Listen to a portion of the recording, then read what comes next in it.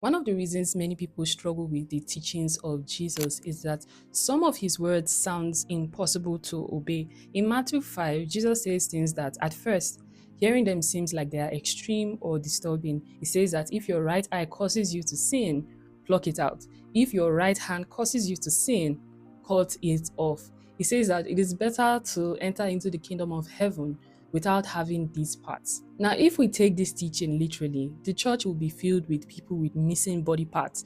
Every time someone sinned, they would cut off a hand or pluck out an eye just to make it into heaven. But that is not what Jesus is trying to teach here. Jesus is not promoting self harm. He's exposing something way deeper. The problem is not the hand or the eye. The problem is to understand what Jesus means, so we must listen to him elsewhere. In Matthew 15:19, Jesus says, "For out of the heart proceeds evil thoughts, murderers, adultery, fornication, theft, false witnesses, blasphemy." This verse is the key in understanding Jesus' teaching. Sin is not originated from the body, but it comes from the heart. The eye only looks because the heart desires. The hand only acts because the heart commands. The body is not the source of sin, it is the instrument for sin.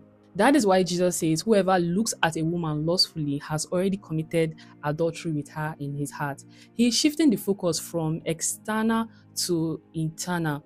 If sin truly comes from the heart, then cutting off the hand solves nothing. You can remove the hand, but the heart still remains. You can pluck out your eyes, but the desire to still do that thing is still there. So here is the truth that Jesus was trying to reveal.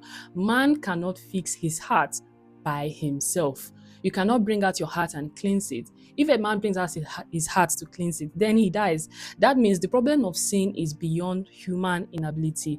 This is why Jesus' teaching sounds impossible. It is impossible on purpose. What Jesus is really teaching is that salvation cannot happen by yourself. Matthew 5 is not a self-improvement sermon. It shows us the human inability. And this is where the prophet comes in. In Ezekiel 36:26, God says, "I will give you a new heart and I will put a new spirit within you." And also in Jeremiah 32:39, it says, "I will give them one heart and one way that they may fear me forever." Notice something important. God does not say fix your heart. He says, "I will give you a new one." So when Jesus speaks in extreme language, cutting off of hands, plucking out of eyes, he's not giving us an instruction. He's pointing us to the conclusion that only God can save. Only God can change a man. Only God can change the heart and give you a new life. Matthew 5 is not about what man can do. Matthew 5 is about what God can do.